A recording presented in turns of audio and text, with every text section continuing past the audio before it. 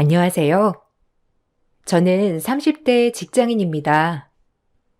여러분들의 사연을 들으면서 세상 참 기가 막힌 일들이 정말 많구나 생각을 했었어요. 그러다가 저희에게도 참 기가 막히고 어이없는 사건이 생겨 이렇게 사연을 써보게 되었답니다. 저도 사실 직장에 다니다 보니 이런저런 일들을 많이 경험을 했었는데요.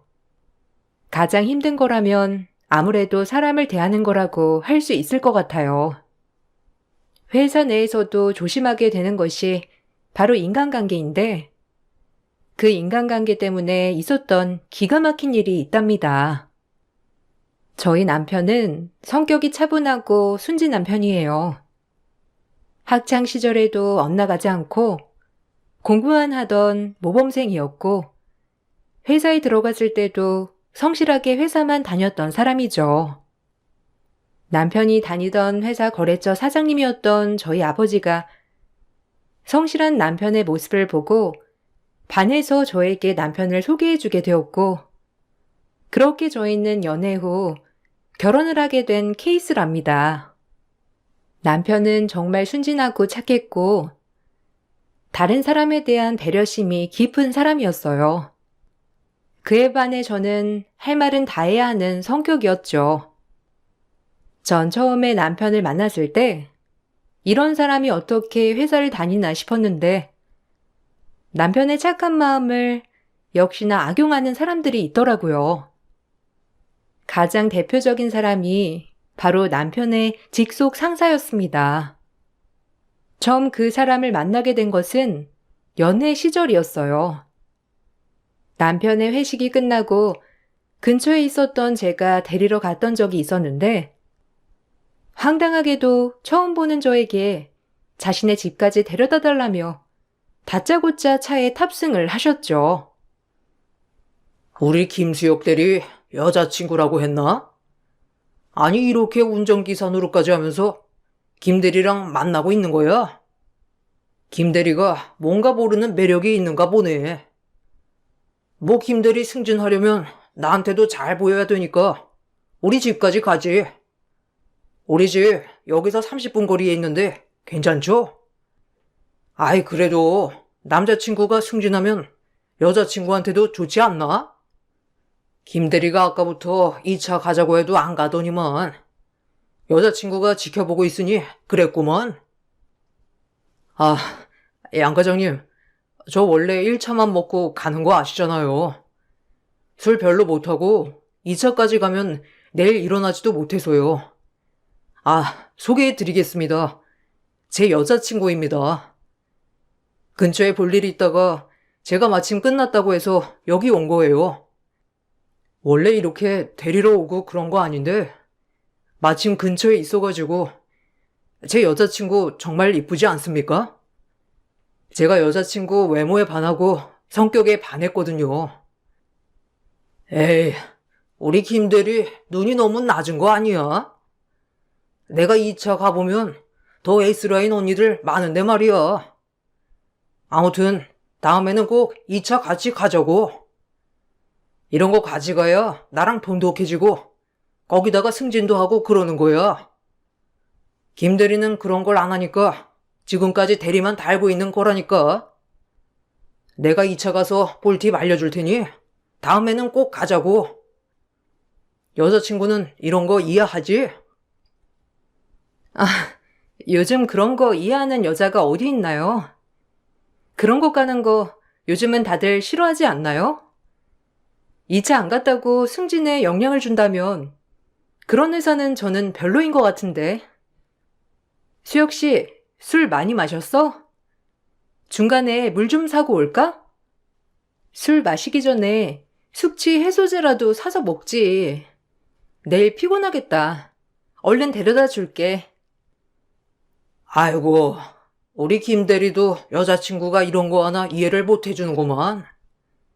김 대리, 내가 상사로서가 아니라 같은 남자로서 조언하는데 사회생활 이해 못하는 여자 만나면 피곤해. 남자는 어쩔 수 없이 사회생활 하다 보면 여자 나오는데도 갈 수 있는 거고 거기서 사업 얘기도 하고 그러는 거야. 응접을 잘해야 승진도 잘하는 건데. 김 대리는 여자친구 만나는 동안에는 글렀네, 글렀어. 남편의 상사는 제가 있는 걸 신경도 쓰지 않고 막말을 퍼붓곤 했죠. 중간에서 난감해하던 남편의 표정을 보면서 저는 더 이상 말을 하진 않았지만 남편이 회사에서 얼마나 시달리고 있을지 뻔히 보였어요. 남편은 애초에 술자리를 별로 좋아하지 않았지만 회사 회식은 빠질 수 없었기 때문에 꼬박 참석을 하고 있었는데 매번 2차, 3차까지 어떻게든 끌고 가려고 하는 상사가 있다고 말을 했었거든요. 남편의 상사를 보자마자 딱 그 사람이 이 사람이구나 느낌이 왔습니다. 그렇지만 남편의 직속 상사였고 승진에도 중요한 사람이었기 때문에 남편도 어떻게 할 수 없었던 상황이었어요. 그렇게 첫 만남을 갖고 난 후부터 상사는 주말마다 계속 남편에게 연락을 해와 데이트를 방해하곤 했습니다. 급한 일이라면서 서류를 작성해서 보내라든지 바로 사무실로 와서 일을 처리하고 가라든지 온갖 불편한 상황을 만들곤 했죠. 어느 날은 주말 데이트를 하고 있는데 상사가 연락이 와 급하게 서류를 작성해 보내고 연락을 한 적도 있었습니다. 근데 알고 봤더니 상사가 해결해야 하는 일이었어요. 수혁 씨, 왜 그래? 얼굴이 왜 이렇게 굳었어? 무슨 일 있었어? 왜? 서류 보낸 게 뭐가 잘못됐대? 아니면 다시 작성해야 한대? 우리 데이트 여기서 그만하고 수혁 씨 집에 가서 일 마무리하는 게 좋을까? 그래도 열심히 서류 작성했는데 상사가 뭐라고 혼냈어? 오늘 급한 일 있으면 그냥 아까 집에 갈 걸 그랬나 봐. 일이 뭔가 잘못된 거야? 아니. 그게 아니고. 진주야, 나 그냥 회사 그만둘까? 지금까지 열심히 일한다고 했는데 뭔가 잘못되어 가고 있는 것 같아서 힘들어. 오늘 작성한 서류도 내가 해야 할 일이 아니었더라고. 다른 직원한테 메일 보내고 확인해 달라고 했는데 그거 양 과장님이 할 일인데 왜 내가 보내냐면서 또 시켰냐고 하더라고. 양 과장 본인이 할 일을 나한테 해야 한다고 넘겼던 것 같아. 뭐? 아니 도대체 그 사람은 수혁 씨한테 왜 그러는 거야? 진짜 이상하네 그 사람. 왜 매 주말마다 사람을 이렇게 괴롭히는 건데?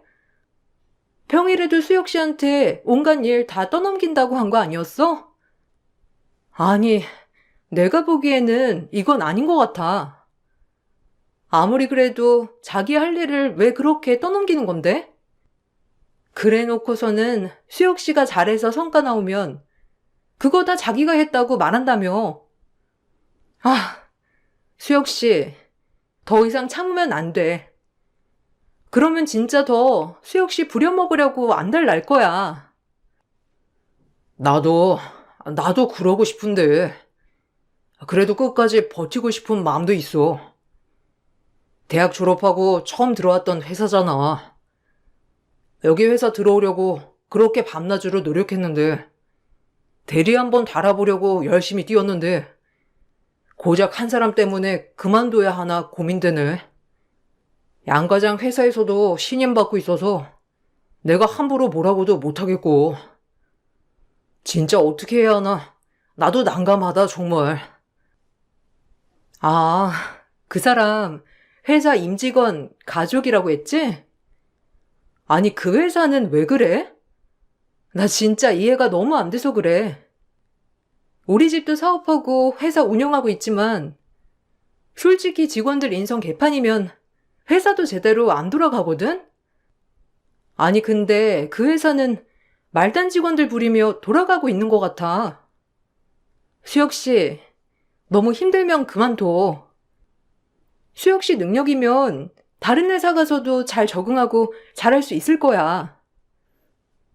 그래도 버틸 때까지는 버텨봐야지. 집에서도 내가 회사 그만뒀다고 하면 걱정하실 테고, 나도 그러고 싶지는 않아. 양 과장이 비겁하고 나쁘긴 하지만, 양 과장 사정도 들어보니까 좋지는 않더라고. 이번에 파트 변경 신청도 받는다고 하니까 한번 신청해 보려고. 지방으로 가게 되면 좀 나아질 수도 있겠지. 남편은 직속 상사의 횡포에 큰 스트레스를 받고 있었어요. 심지어 지방으로 전출을 가려고 신청도 했었죠. 남편은 가난한 집 맞이로 책임을 다하고 싶은 마음이 컸던 상황이었어요. 부모님의 기대가 컸고 집안의 부담을 짊어지고 있는 상황이라 직장을 그만두는 것도 부담이 됐었죠. 그러다 보니 상사의 횡포에도 그저 묵묵히 버티는 방법밖에 없다 생각을 했었던 것 같아요. 지방으로 전출을 신청하려고 했지만 그마저도 직속 상사가 받아주지 않으면서 남편의 계획은 모두 수포로 돌아가기도 했습니다. 회사에서 상사로 인해 스트레스를 많이 받긴 했지만 남편은 능력 있는 사람이었어요. 프로젝트도 획기적이게 아이디어를 내고 진행하기도 했고 모두 성공적으로 마무리하기도 했죠. 이런 노력들을 아무것도 하지 않은 상사가 모두 가로채 버리기도 했지만 사내에서는 이미 남편의 능력이 인정을 받고 있던 상황이었어요. 그런 상황에서 남편이 직장을 그만둔다는 것도 아깝기도 했습니다. 연애를 하다가 남편의 성실함과 꾸준함에 전 결혼을 결심하게 되었고 부모님에게 결혼을 하고 싶다며 말을 한 적이 있었어요. 그날 부모님은 남편을 초대해 거하게 식사 대접을 해주셨는데 그때 부모님께서는 남편에게 자신들의 회사로 오라며 스카우트를 제안하기도 했어요. 내가 우리 진주 남자친구라서 하는 말이 아니라, 김수혁 대리 능력을 보고서는 꼭 우리 회사로 데리고 오고 싶었네. 거기다가 이제 곧 우리 사이가 되니 더할 나위 없이 좋은 기회라 생각을 하고 있어. 거기 회사 사실 엉망이지 않은가? 말단 직원들만 내내 일하고 그의 상사들은 노력하지도 않고 거래처에 코빼디도 보이지 않는 곳은 거기밖에 없어. 그나마 내가 자네 보고 거래 이어가고 있긴 하지만 우리 회사로 오는 건 어떻게 생각하나? 너무 감사한 제안을 받아 너무 기쁩니다. 그렇지만 아직 제가 하고 있는 일들이 너무 많고 저까지 회사를 그만두게 되면 제 및 직원들도 고생하게 되니 지금은 이직을 하기는 어려울 것 같습니다, 아버님. 아버님께서 저를 너무 좋게 봐주셔서 감사합니다. 제가 부족한 점도 많을 테고 아직 배워야 할 것들도 많은 상황입니다. 첫 회사라 애정도 많이 갖고 있고 애착도 있고요. 조금 더 지금 회사에 노력을 해보고 싶습니다. 아유, 그래. 자네 뜻 알고 있네. 그래도 한번 얘기를 해보고 싶어서 말해본 걸세. 자네가 회사에 대해서 애정을 갖고 있는 거 내가 정말 잘 알지. 첫 입사했을 때도 자네 우리 회사에 와서 회사에 대해서 술술 얘기하는 걸 보고서는 애정을 갖고 다니는구나 내가 생각을 했어. 그래서 금방 승진해서 자리 잡겠다 싶었는데 어찌된 게 자네가 승진이 잘 안 되더라고. 뭔가 잘못된 게 있구나 싶었지. 언제든지 힘들 때면 와서 얘기하게. 내가 도와줄 수 있는 건 도와주지. 감사합니다, 아버님. 진주와 결혼하고서도 평생 끝까지 책임지겠습니다. 만년 되리라 아버님께서도 고심이 많으셨을 거라 생각을 했습니다. 저희 집 사정도 아시다시피 결혼하면서 도움을 받을 수 있는 처지도 아닙니다. 그렇지만 진주한테는 힘든 짐 짊어지지 않게 더 노력하겠습니다.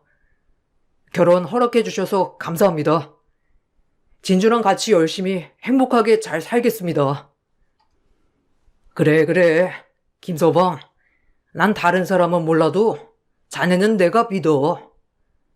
누구보다 성실한 거 내가 잘 알고 있으니 믿고 우리 딸 소개해 준 거잖아. 나도 직원들 많이 채용도 해보고 겪어도 봤지만 솔직히 회사에 애착을 가지고 일하는 사람 찾기 힘들어. 거기다가 성실한 사람도 찾기 힘들고. 내 마음처럼 일을 해줬으면 좋겠지만 그게 어디 쉽나. 근데 자네는 자기한테 맡겨진 일 어떻게든 책임지고 하지. 내가 그래서 김서방을 참 좋아해. 우리 딸 남자친구라서 그런 게 아니라 나도 일을 하는 사람으로서 존경하네. 남편은 깐깐한 사업가 아빠에게도 인정을 받을 정도로 성실하고 착실한 사람이었어요. 입사 초기부터 남편은 정말 열심히 일을 했고 노력도 많이 했었죠. 그 모습을 다 알고 있었기 때문에 저희 집에서는 결혼 소식을 너무나 반기셨어요. 부모님뿐만 아니라 제가 알고 있는 사람들은 모두 남편을 인정해 줬습니다. 그렇지만 단 한 사람, 남편의 그 상사만큼은 남편을 무시하고 인정해 주지 않았어요. 남편이 한 모든 성과는 자신이 가지고 가면서 남편이 하지 않은 잘못된 일은 남편 탓이라고 하기도 했습니다. 점점 회사 내부에서도 남편에 대한 능력을 인정하는 목소리가 많아지면서 상사의 횡포는 더욱 심해졌어요. 어느 날인가 남편은 술에 잔뜩 취해 저를 찾아와서 오열을 한 적이 있었습니다. 술을 잘 못하는 남편이 처음 보이는 행동이라 놀랐는데 물어보니 상사가 잘못한 일을 자기한테 덤터기를 씌웠다고 하더라고요. 수혁 씨, 그걸 그냥 아무 말도 안 하면 어떡해. 아무리 수혁 씨가 착해도 그렇지. 그런 건 받아주면 안 되는 거야. 수혁 씨, 안 되겠어. 내가 그 상사 만나서 한마디 해야 되겠어. 아니면 다른 사람한테라도 말해야 될 것 같아. 아무리 생각해도 이건 아니야. 지금껏 그 상사가 실수한 것들도 다 수혁 씨 탓으로 돌렸잖아. 그래 놓고서는 수혁 씨가 열심히 일한 건 자기가 했다면서 다 가지고 가고. 이게 뭐야? 나도 그래서 이번에는 안 참고 사실대로 말하려고 했는데 양 과장이 내 앞에서 무릎 꿇어서 빌잖아. 얼마 전에 양 과장 이혼했대. 그때 한참 계속 실수하고 그랬었다고 했잖아. 그때쯤부터 와이프랑 사이가 안 좋았던 모양이더라고. 이혼해가지고 혼자서 딸아이 키우고 있는데 이번에 자기 실수한 거 알려주면 가족백 있어도 회사 잘릴 수 있다면서. 그래도 내가 평판 좋으니까 내가 했다고 하면 다들 넘어가 줄 거라면서 울며불며 싹싹 비는데 나도 돌겠어. 아무리 울며불며 빌어도 그렇게 하면 안 되지. 한두 번도 아니고 지금 도대체 몇 번째야? 그 사람 진짜 이혼한 거는 맞아? 저번에도 집에 일 있다면서 일찍 가고 그랬다며. 다 같이 회의해야 되는데 급한 일이라면서 집에 가고 그랬다면서. 아니, 다른 사람들은 다 고생하는데 자기 혼자 홀랑 빠져놓고서는 왜 그 성과는 자기가 가지고 가고 난리야? 내가 정말 속상해서 할 말이 없어. 그날도 물어봤는데 애가 열이 펄펄 나서 응급실까지 갔다고 하더라고. 와이프는 연락도 안 받고 애 혼자서 집에서 아프다고 전화 왔다면서 나한테만 사실대로 말하고 간 거야. 어차피 회사에 있어봤자 도움도 안 되긴 하지만 그래도 이번 건 진짜 너무한 것 같아. 나 진짜 회사 그만둬야 하는 걸까? 아무리 다른 사람들이 좋아도 이건 아닌 것 같아. 다행히 회사에서는 별일 아닌 걸로 마무리했지만 언제까지 그 사람 밑에서 이렇게 일을 해야 하지? 수혁 씨, 고민하지 말고 더 이상 아니다 싶으면 그만둬. 나 수혁 씨가 일 안 하고 쉬고 있어도 괜찮아. 그리고 수혁 씨 집 때문에 걱정이라면 그것도 걱정하지 마. 어쨌든 우리가 결혼할 거니까 우리 둘이 같이 헤쳐나가야지. 그러니까 수혁 씨도 너무 고민하지 말고 괴로우면 언제든지 그만둬. 내가 말했잖아. 수혁 씨 능력이면 어디든지 다 들어갈 수 있고 잘 적응해서 잘할 거라고. 남편의 상사는 온갖 핑계를 대면서 남편에게 부탁을 했고 남편은 어쩔 수 없이 상사의 부탁을 받아주곤 했어요. 제가 듣기에는 너무나 어처구니 없는 일이었지만 남편의 입장에서는 벼랑 끝에 있다는 사람을 내칠 수 없었던 것이었죠. 남편은 그래도 어떻게든 버텨보겠다며 다시 힘을 냈고 회사를 꿋꿋하게 다녔습니다. 저와 결혼 날짜를 잡고서 회사 사람들에게 청첩장을 나눠준 날, 그 상사는 퇴근하는 남편을 끈질기게 따라왔고 저와 데이트를 하는 자리까지 왔습니다.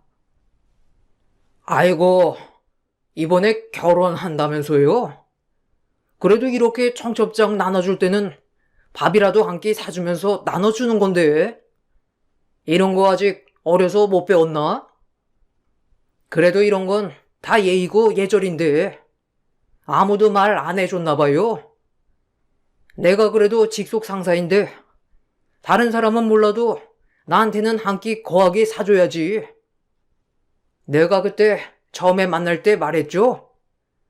우리 김대리 만년대리에서 벗어나는 방법은 나한테 잘 보이는 방법밖에 없다고. 아, 그런가요? 그러면 앉으세요.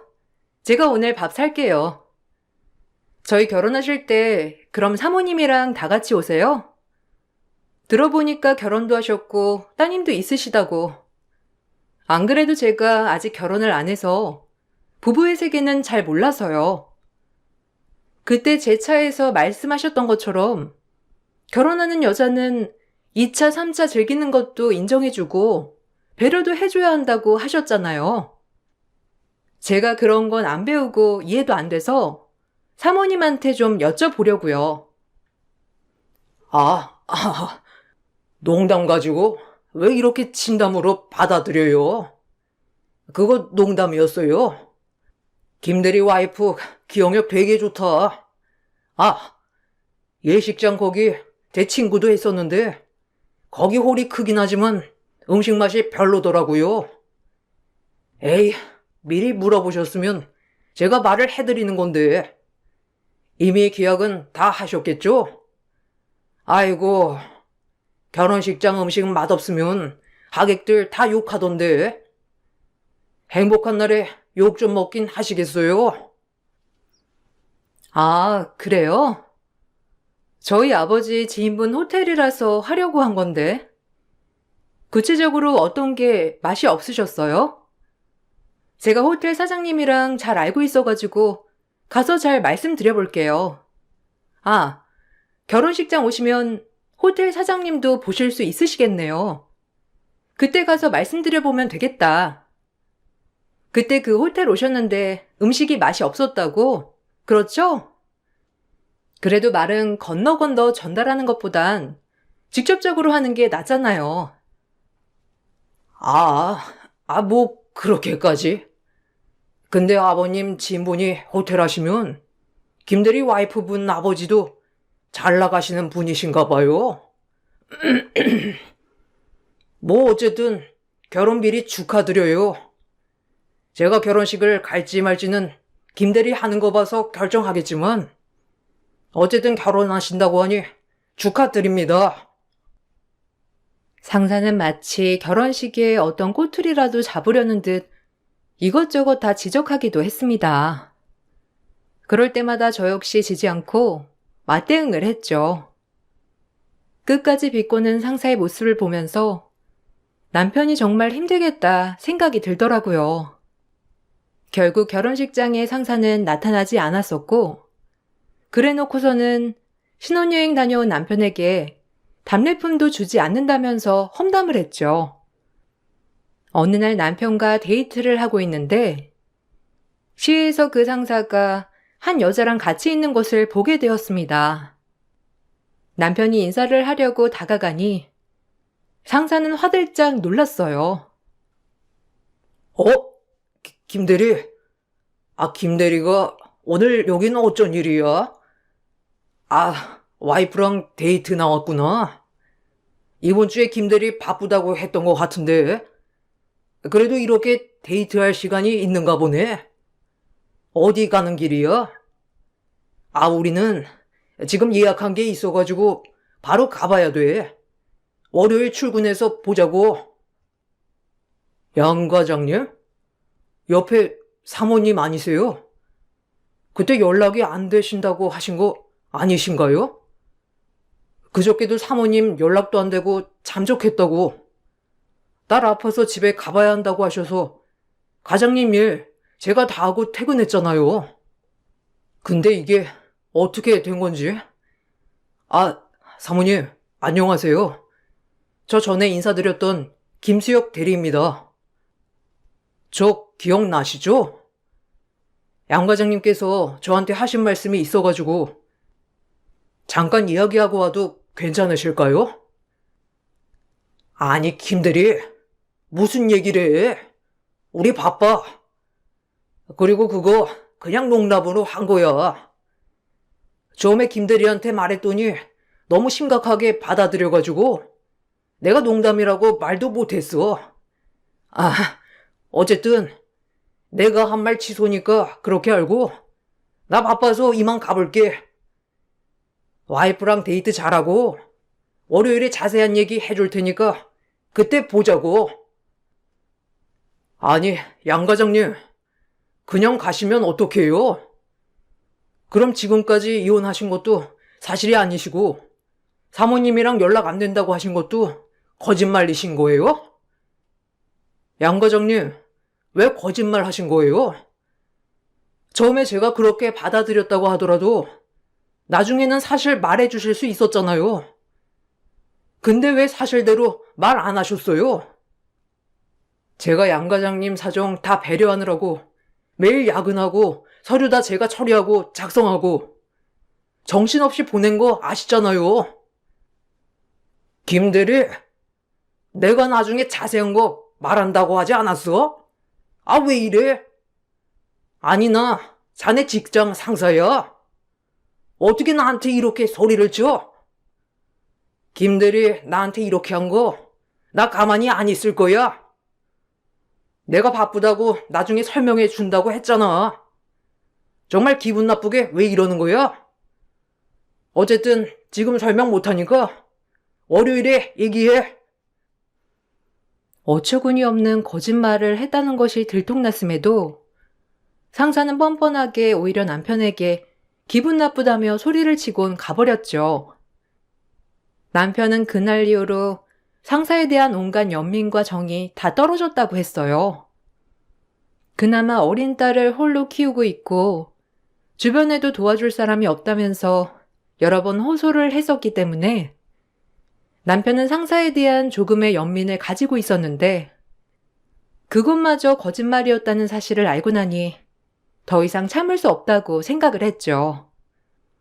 남편이 폭발하게 된 일은 그로부터 얼마 뒤 부부 동반 송년회가 열리던 날이었습니다. 회사에서는 가족 친화 기업이었기 때문에 매년 부부 동반 송년회를 열었고 그날 남편과 저도 참석을 하게 되었죠.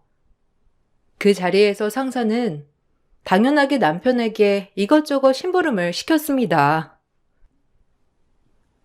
김대리, 여기 있었어? 그러고 있으면 어떡해? 지금 부장님 사모님 구두 때문에 다리 아프다고 하시거든? 가서 찜질할 수 있는 얼음팩 사오고 간 김에 밴드도 몇 개 사고 와. 그리고 숙취 해소제 안 사왔어? 센스 있게 그런 거 말단 직원이 챙겨야지 뭐 하는 거야? 지금 와이프랑 같이 왔다고 자기 일 안 할 거야? 당장 가서 숙취 해소제도 넉넉하게 사와. 양 과장님, 곧 있으면 사장님 오시는데 어떻게 밖에 나가서 사오나요? 저쪽에 구급함 있으니까 거기서 밴드 사용하면 됩니다. 그리고 저도 와이프가 있어서 다른 분들 신경을 써드리진 못할 것 같네요. 양 과장님께서는 오늘 사모님이랑 같이 참석을 안 하셨나 봐요. 다른 분 데리고 오신 거 보면. 이렇게 저한테 이것저것 주문하지 마세요.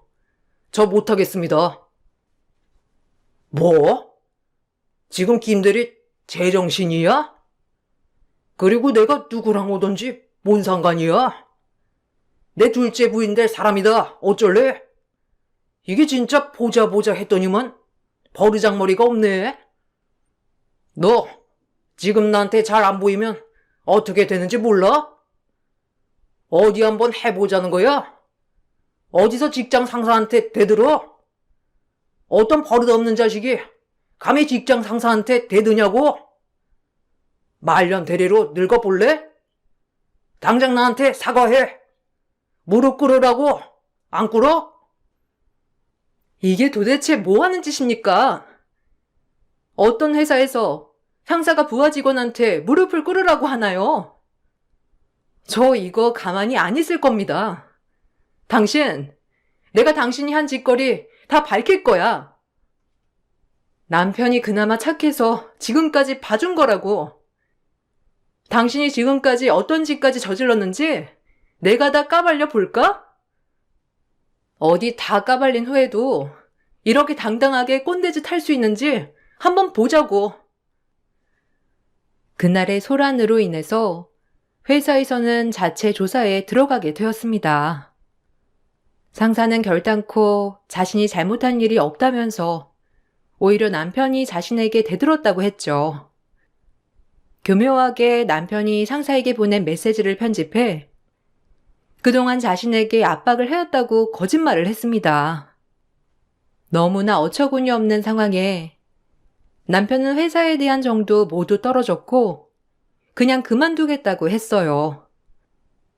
그렇지만 전 그만두더라도 상황을 모두 끝까지 밝혀야 한다고 생각했습니다. 그래서 남편 노트북에 있었던 모든 파일들을 회사로 보내줬고 그 파일 중에서는 상사의 업무를 대신 작성하면서 중간 작성을 했던 파일, 마무리를 했던 파일들이 모두 들어 있었죠. 조사가 진행되면서 상사의 그동안 실적이 대부분 남편의 실적이라는 것이 밝혀지게 되었습니다.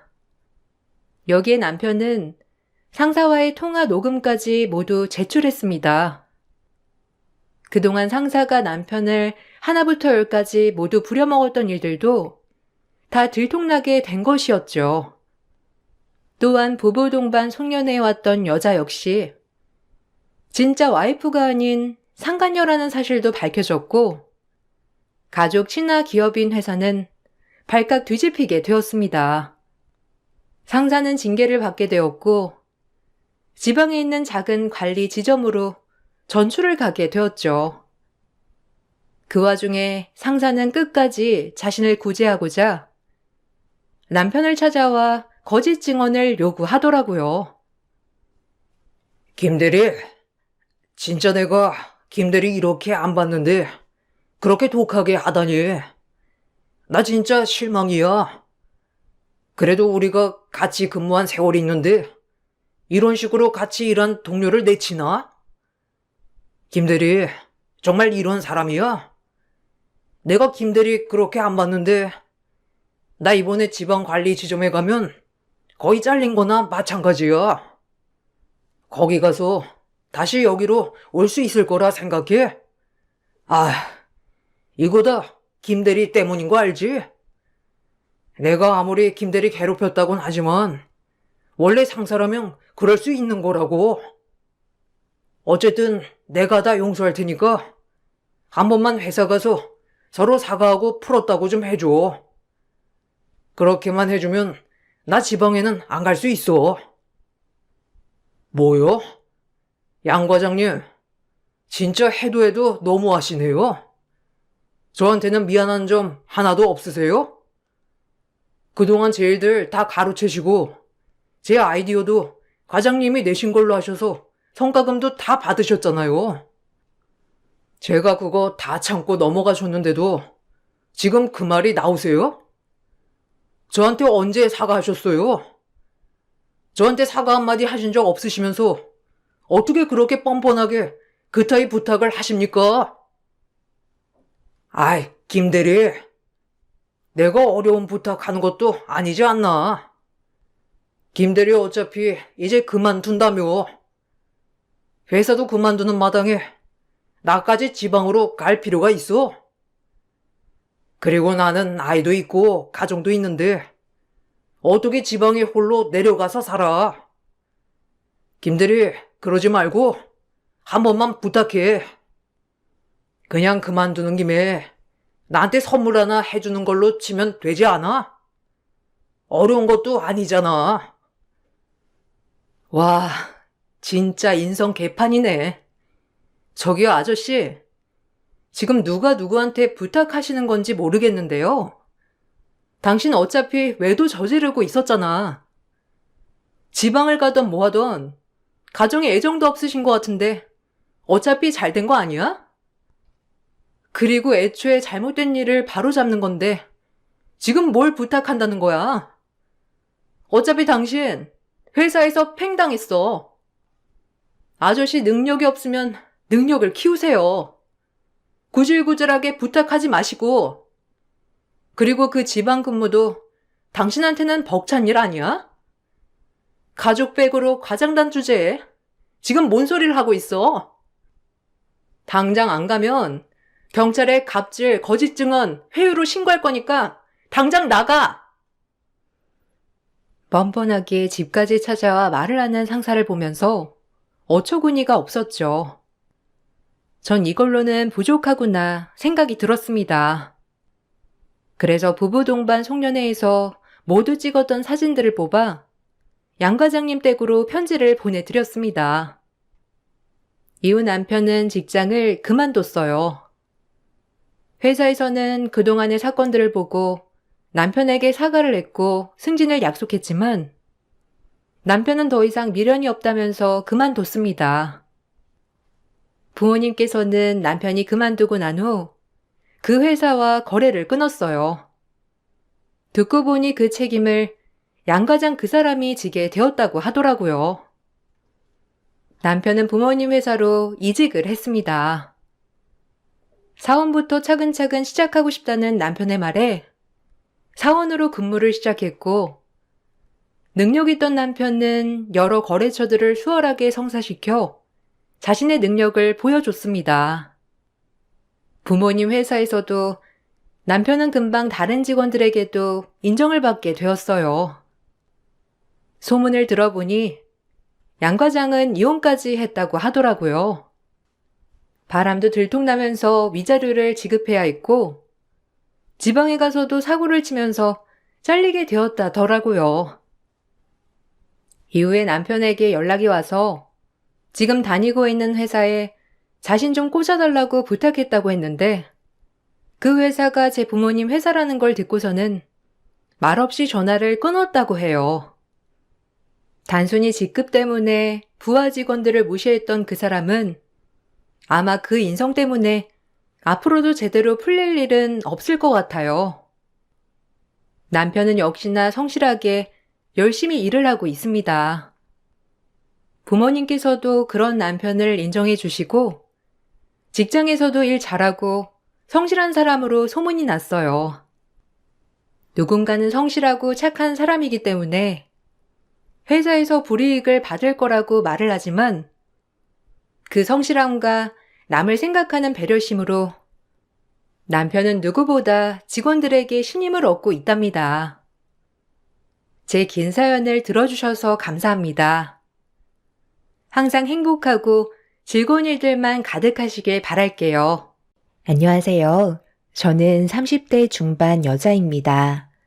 이번에 결혼을 준비하다가 30년 만에 갑자기 찾아온 친생물을 만난 적이 있었는데요. 너무 화가 나고 가슴이 아파 사연을 신청하게 되었습니다.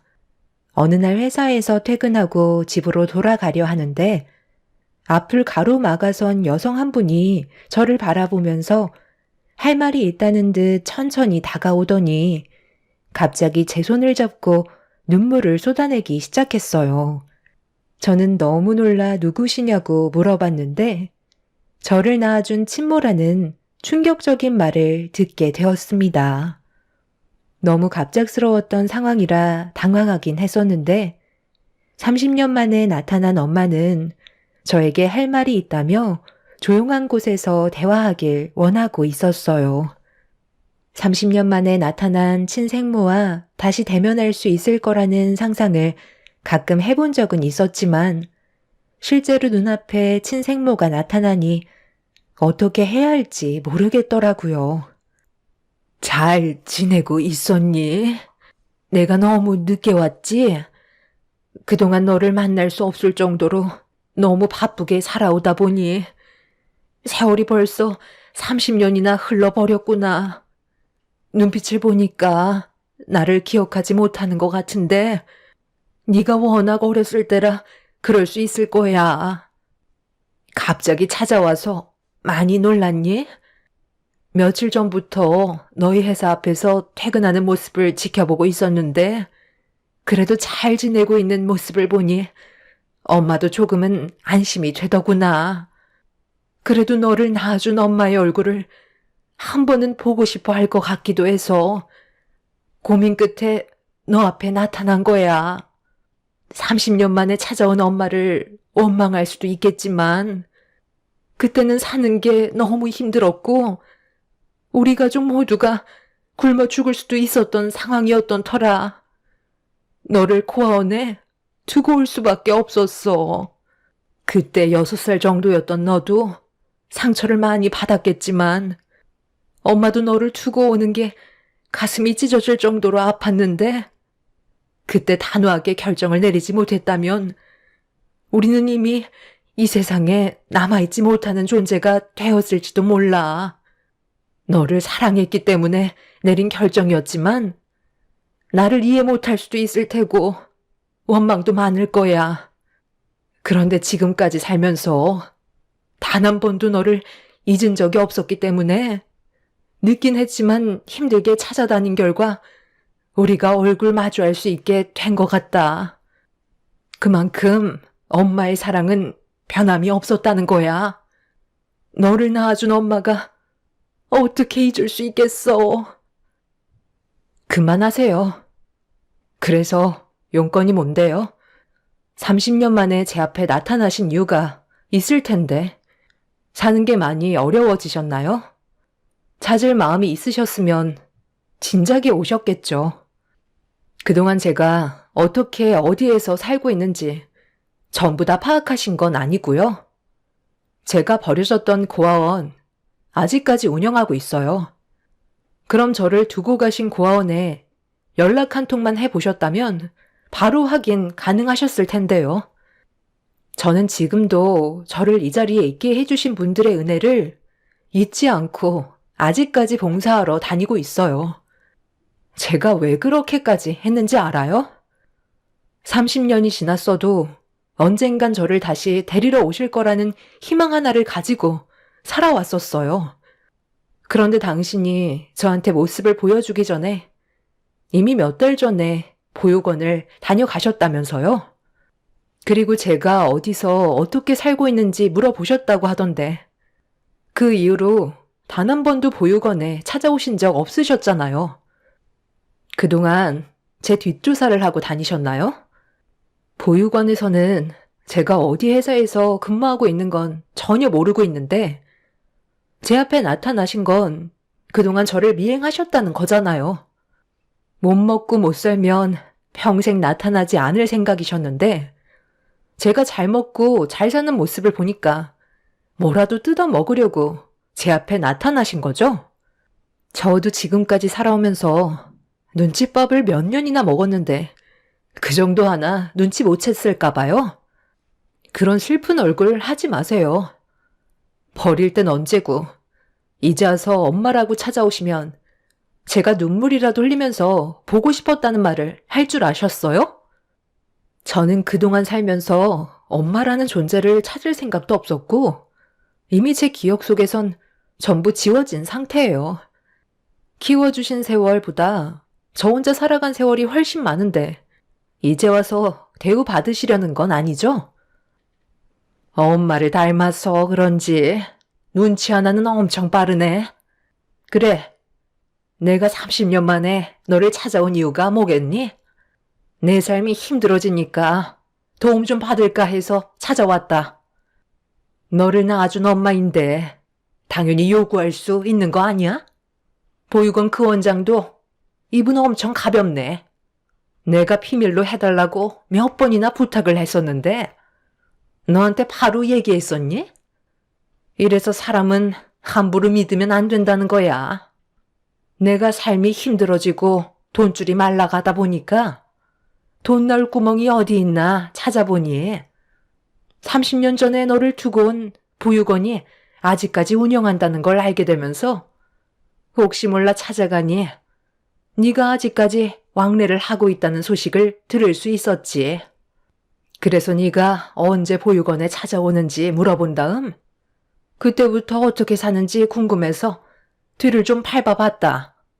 그런데 꽤 괜찮은 집안에 입양이 된 것 같더라. 회사도 대기업이고 거기에다가 이번에 결혼까지 한다고 해서 나도 사위 얼굴 좀 보려고 잠깐 병원에 다녀왔었다. 상당히 잘생겼던데? 어른을 대하는 예의도 있고 그 정도면 사윗감으론 합격이더라. 내가 너를 여태껏 끼고 살았으면 이런 삶을 살아갈 수 있었겠니? 그러니 엄마한테 감사해야지. 본심을 드러낸 친모는 저에게 물질적인 걸 요구하려고 찾아오신 거였어요. 삶이 팍팍해졌다고 앞으로 잘 부탁한다며 제가 누리고 있는 삶이 온전하게 유지되고 싶으면 금전적인 보상을 꾸준히 해줘야 할 거라는 충격적인 말을 꺼낸 뒤 자리에서 일어나셨어요. 그리고 책상 위에 메모지 하나를 툭 던지면서 적혀있는 계좌번호로 다음 날까지 1,000만 원을 입금하라는 어이없는 말을 하셨네요. 남은 인생 딸 덕 좀 보면서 편하게 살자는 한마디를 던지셨어요. 제가 원하는 대로 해드리지 않겠다고 하자 엄마는 힘들게 쌓아온 인생이 무너지는 건 한순간이기 때문에 누가 잃을 게 많을지 잘 생각해보고 판단하라는 말을 하셨어요. 30년 만에 갑자기 나타나 저에게 돈을 요구한 친모의 모습이 너무 실망스러웠고 그런 사람의 뱃속에서 태어났다는 게 너무 진저리가 날 정도로 싫었어요. 그동안 저를 미행하면서 제가 어떤 삶을 살고 있는지 전부 훤히 꿰뚫고 있었다는 거에 소름이 돋았고 제 인생을 망치려고 찾아온 친모와의 관계를 어떻게 하면 정리할 수 있을지 많은 고민에 빠져 있었죠. 저 혼자서 해결할 수 있는 문제가 아니라는 판단이 서게 되면서 집에 들어와 부모님께 좀 전에 있었던 일들에 대해 전부 털어놓게 되었고 엄마와 아빠는 친모를 만났다는 것 또한 놀라셨지만 30년 만에 나타난 친모가 금전적으로 요구를 했다는 거에 입을 다물지 못하셨어요. 친모가 정말 여기 계좌에다가 1,000만 원을 입금하라는 말을 했다고? 돈을 주지 않으면 혜인이 네가 살아온 인생을 전부 다 망쳐버리겠대? 그게 너를 낳아준 친모가 할 말이야? 어떻게 그런 사람이 다 있니? 아직 전화번호는 교환 안 했다고 했지? 그럼 다음 날 돈이 들어오지 않는다면 분명 회사 앞으로 찾아오겠네. 전화번호는 절대 알려주지 말고 조만간 아빠랑 엄마가 전부 다 해결해 줄 테니까 혜인이 너는 평소처럼 행동하면 돼. 그리고 혹시 모를 일을 대비해야 되니까 예비사이한테 전화해서 이번 주 주말에 밥이나 같이 먹게 집으로 좀 오라고 전해줘라.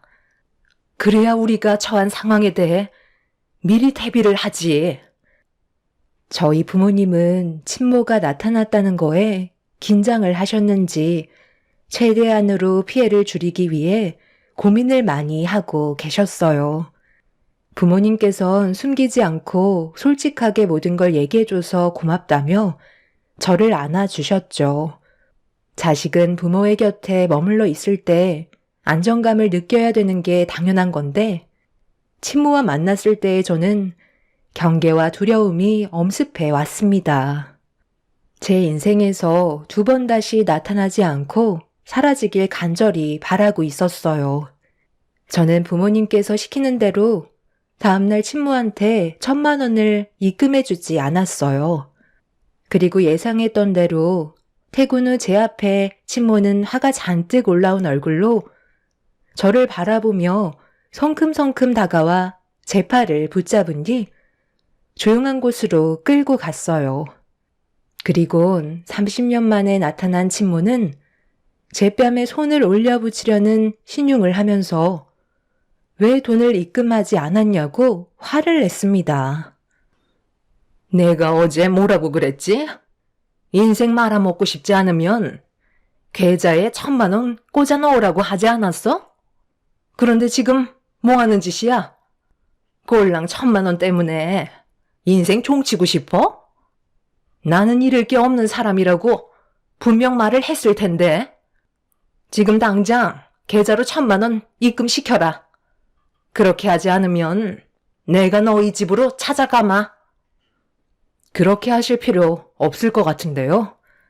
저희 부모님께서 아까부터 미리 나오셔서 기다리고 계셨거든요. 저기 걸어오시는 거 보이시죠? 여기 말고 다른 곳으로 장소를 옮기시는 게 좋을 것 같네요. 동네 양아치도 아니고 이게 지금 뭐 하는 짓이에요? 제가 혼자 고민하고 있을 줄 알았어요? 설마 도망칠 생각은 아니시죠?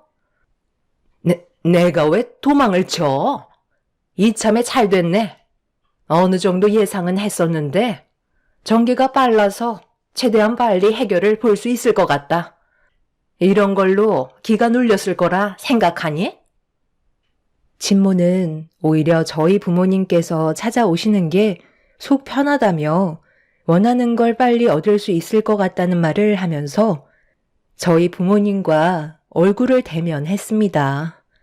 팽팽한 긴장감 속에 저희 부모님과 친모가 인사를 주고받은 뒤 장소를 옮겨 왜 30년 만에 찾아와 금전적인 요구를 하는지 물어보시며 대화를 이끌어 나가셨어요. 제가 일일이 살아온 세월에 대해 설명할 필요는 없지만 그래도 뭐 대충은 알고 계셔야 말이 통할 것 같으니 설명할게요. 배 아파 낳은 친딸을 보낸다는 게 얼마나 힘들었는지 아세요? 저도 먹고 살려고 그럴 수밖에 없는 선택을 한 것뿐인데 그게 잘못된 건 아니잖아요? 우리 둘이 헤어지지 않았다면 분명 둘 다 무사하지 못했을 거예요. 그때 당시 집안의 가장이란 놈이 저를 버리고 바람을 피웠어요. 뒤늦게 알게 됐지만 이미 늦어버린 상태였고 그놈은 저희 둘을 버리고 잠적을 해버렸습니다. 그때 받았던 배신감은 평생 지울 수 없는 고통이었죠. 그래도 언젠가 다시 돌아올 거라 희망을 버리고 싶지 않았지만 가족을 버리고 떠난 남편놈이 사고로 세상을 떠났다는 소식을 듣게 되었고 이런 제 삶이 너무 원망스러웠는데 하나밖에 없는 딸은 제가 어떤 상태인지도 모르고 계속 배가 고프다며 포치기만 했었어요. 그런데 저를 바라보고 있는 얼굴에서 세상 떠난 남편놈의 얼굴이 자꾸 나타나더라고요. 너무 닮은 얼굴을 보고 싶지 않아 하루하루 사는 게 괴로울 정도였는데 그런 괴로움을 잊게 해준 한 사람이 찾아오면서 저는 결심을 하게 되었죠. 저를 사랑해주는 남자와 새 가정을 꾸리기 위해선 우리는 헤어질 수밖에 없는 사이였고 그때 당시 고아원에 가면 가진 거 없는 엄마의 품보다는 괜찮을 것 같아 보내기로 결심을 하게 된 거였네요. 잠깐의 슬픔은 있었지만 저와 새롭게 시작하게 된 지금의 남편과 평탄히 잘 지내다 보니 미안했던 감정도 금세 사라지더라고요. 그렇게 몇 년 전까지 잘 살아가고 있었는데 저희 남편이 암으로 세상을 떠나면서 돈이 바닥나 삶이 궁핍해져 버렸죠.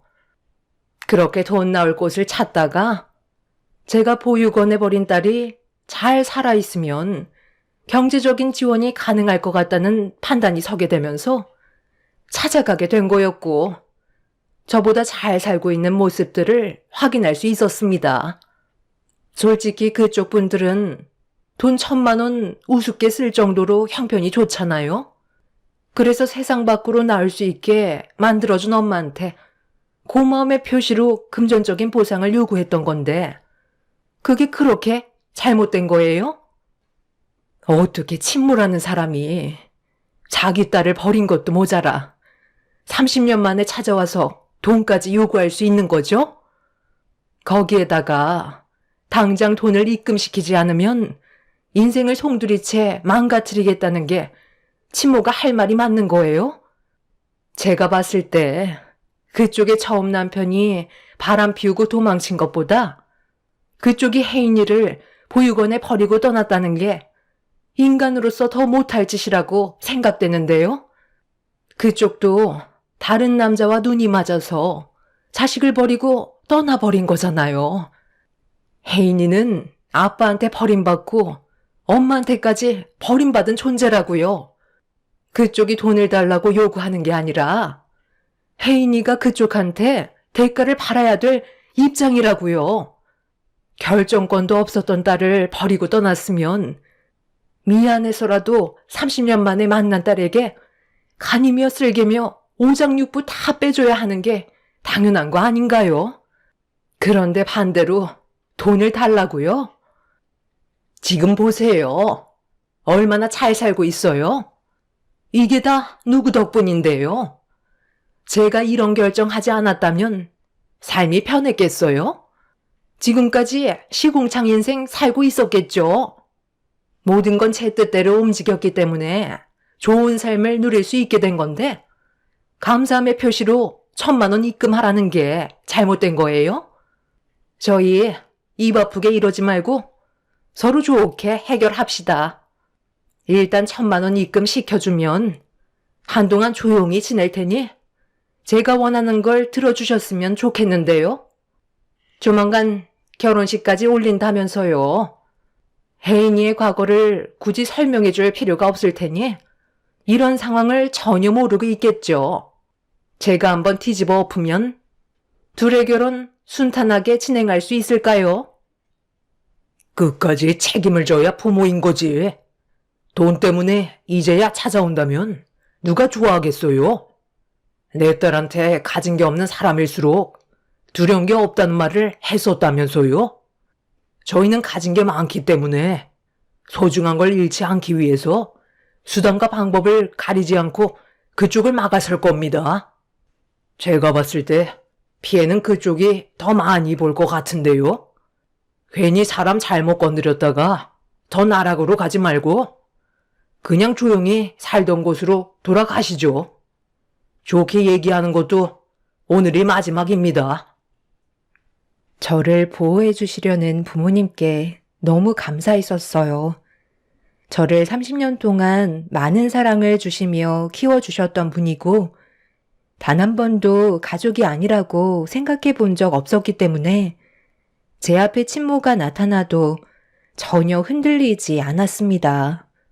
남보다도 못한 사이가 되어버렸고, 조금의 감정도 남아있지 않은 상태라 하루빨리 이런 안 좋은 관계가 정리되고 다시 예전처럼 정상적인 삶을 되찾고 싶은 마음뿐이었어요. 그렇게 저희 부모님과 친모는 한참 동안 날카로운 대화를 주고받으며 팽팽한 긴장감 속에서 친모는 저희 가족의 행복을 뺏으려 들었고 부모님은 친모에게 빼앗기지 않으려 조금도 뒤로 물러나지 않으셨어요. 결국 친모는 아무것도 얻어가지 못한 채 자리에서 일어났고 나중에 후회해도 소용없다면서 이를 갈며 돌아가셨습니다. 아빠는 걱정하지 말라며 저와 엄마를 안심시켜 주셨어요. 저를 입양하시고 지금까지 상당히 많은 사랑을 주신 부모님이 저에겐 든든한 버팀목이었어요. 저 또한 두려울 게 전혀 없었습니다.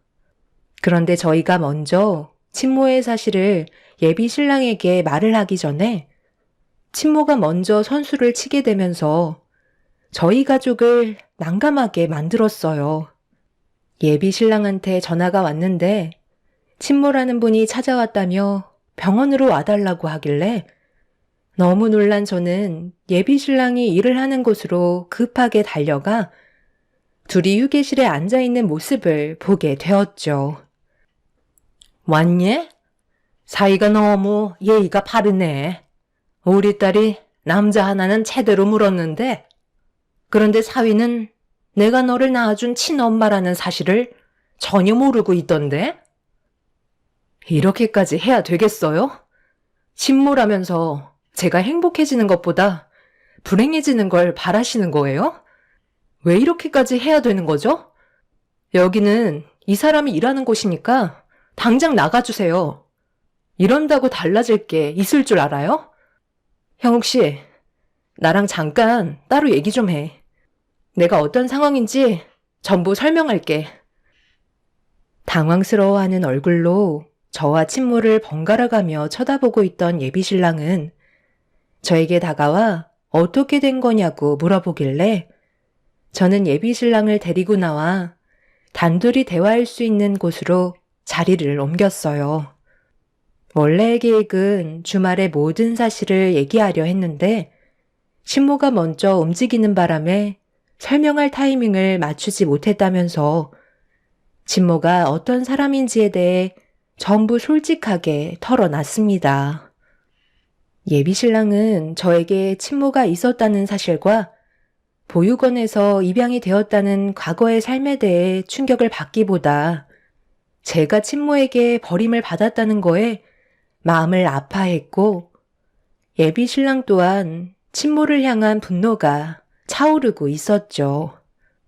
나중에 저희 부모님께서 모든 걸 다시 설명해 주실 거라며 먼저 친모를 병원에서 내쫓는 게 우선일 것 같다고 하자 예비 신랑 또한 그게 맞는다고 판단했는지 휴게실로 다시 가려고 하는데 갑자기 예비 신랑에게 전화가 왔어요. 그날 저녁에 예비 시부모님께서 잠깐 얼굴 좀 보길 원하신다며 결혼에 대해 대화를 나누고 싶어 하신다는 말에 저녁에 찾아뵙기로 결정을 한 다음 휴게실 문을 다시 열려고 하는데 안에서 친모가 통화하는 목소리가 들리길래 잠깐 귀 기울여 듣게 되었죠. 아들, 밥은 먹었어? 벌써 12시가 넘었는데 이제 그만 자고 일어나서 밥 먹어야지. 상의에 용돈이 있으니까 그걸로 오늘 필요한 데 쓰면 될 거다. 엄마는 지금 일하러 나왔지. 요즘 돈벌이가 쉽지가 않네. 면접 일정이 잡혔다고? 그거 정말 잘 됐다. 그래, 너도 이제 엄마한테 효도 한번 해봐라. 엄마도 나이를 먹어서 그런가. 밖에서 돈 버는 게 쉽지가 않아. 우리 아들도 결혼 준비는 잘 되어가고 있어? 돈? 돈이 없어서 결혼은 물 건너가게 생겼다고? 그건 걱정하지 마라. 엄마가 누구야? 돈은 엄마가 알아서 준비할 테니까 걱정하지 마. 우리 아들 면접 날도 잡혔다니까 저녁에 삼겹살에 소주 한잔 할까? 당연히 합격할 수 있지. 우리 아들 김성팔은 뭐래도 다 잘할 수 있으니까 걱정하지 말고. 이따 저녁에 보도록 하자. 그럼 끊는다. 아들이 있었나 봐요. 저도 당신 피가 섞여 있는데 저를 대할 때와는 너무 다른데요. 왜 찾아왔나 했더니 이제야 이해가 되네요. 당신 아들이 결혼을 준비하고 있나 봐요? 그래서 지금 이렇게까지 막장으로 일을 벌이시는 거예요? 이런다고 당신이 얻을 수 있는 건 아무것도 없어요. 왜 그걸 모르시는 거죠? 그리고 여기는 이 사람이 일을 하는 곳이에요. 당장 나가주세요. 계속 이런 식으로 행동하신다면 저희도 더 이상은 두고 볼 수 없을 것 같네요. 둘이 아주 깨가 쏟아질 정도로 서로를 사랑하고 있나 봐. 그런데 이거 어쩌나? 나는 지금까지 살면서 원하는 걸 얻어가기 전까진 끝까지 물고 늘어지는 성격을 가지고 있기 때문에 내가 원하는 게 손에 들어오기 전까진 물불 안 가리고 막 나갈 거다. 내가 통하는 걸 다 들었나 본데 내 아들이 결혼 문제 때문에 상당히 어려움을 겪고 있거든. 아, 너 동생이기도 하지? 자식이 원하는 걸 이루어주는 게 엄마의 역할 아니겠어? 내가 저번에 둘이 미행하면서 혼담을 나누는 걸 듣게 됐는데 결혼이 얼마 남지 않았더라고. 한 번뿐인 결혼식 망치고 싶지 않다면 내가 원하는 조건을 들어주는 게 좋을 거야. 나도 이제 더 이상은 좋게 말로 하지 않을 거고 원하는 걸 얻지 못하면 막 나가기로 결정했다. 내가 너를 낳아준 값으로 10억 내와라. 의사 사위 얻었는데 그 정도는 해줄 수 있는 거잖아? 사위가 의사인데 10억 정도야 껌값 아니야? 원래 계획은 1,000만 원 받고 나중에 돈 떨어지면 또 찾아와서 돈 타갈 생각이었는데 시간이 많이 급한 관계로 한 번에 일시불로 받아야 되겠다. 10억 받고 2번 다시 너 앞에 나타나지 않을 테니까 서로 힘 빼지 말고 좋게 끝내도록 하자. 내 말 무슨 뜻인지 알겠지? 10억이요? 지금 저랑 장난하세요? 10억이 누구 애 이름도 아니고 그 많은 돈을 어떻게 표정 하나 변하지 않고 뻔뻔하게 달라고 하실 수 있어요? 저희는 절대 원하는 걸 해드리지 않을 테니까 당장 나가라고요. 하고 싶은 대로 해봐요 어디. 결혼식장에 나타나서 난리쳐 보시라고요. 그런다고 눈 하나 깜빡할 줄 알아요? 제가 원하는 대로 되지 않자 진모는 자리에서 일어나 자기 아들의 결혼식을 준비해야 된다면서 저를 밀치며 돈을 토해내라고 막말을 퍼부었어요. 30년 만에 나타나 따뜻한 말 한마디, 그동안 미안했다는 한마디 해주는 게 아닌 자기 아들 결혼식과 앞으로 먹고 살 돈이 필요하다며 10억이라는 말도 안 되는 돈을 달라는 친모가 사람이 맞는지 의심스러웠습니다. 결국 예비 신랑이 당장 나가시라며 업무 방해죄로 경찰에 신고하겠다고 하자 그제서야 어쩔 수 없이 나갔지만 친모의 얼굴에는 분노가 한가득이었죠. 저는 그날 저녁 예비 시댁에 찾아가 제 과거에 대해 전부 다 털어놓은 뒤 결혼식 당일 안 좋은 일이 벌어질지도 모른다는 설명을 드렸고 시부모님께서는 친엄마라는 사람이 어떻게 그럴 수 있냐며 입을 다물지 못하셨습니다. 원하는 대로 끌려가게 되면 한도 끝도 없다면서 절대로 도와주지 말라고 신신당부하셨어요. 다행히도 시부모님께서 제 과거를 크게 문제 삼지 않으셨어요. 지금 현재 좋은 부모 만나 반듯하게 살고 있는 제 모습이 더 중요한 거라며 친모가 하루빨리 제 인생에서 사라지길 바라셨습니다. 그렇게 저와 예비신랑은 예정대로 결혼식 준비를 하게 되었고 친모는 저희 결혼식장에 정말 찾아오셨습니다. 부모님께서도 10억이라는 어이없는 말을 들으시곤 경호원들을 고용해 친모를 사전에 막으셨죠.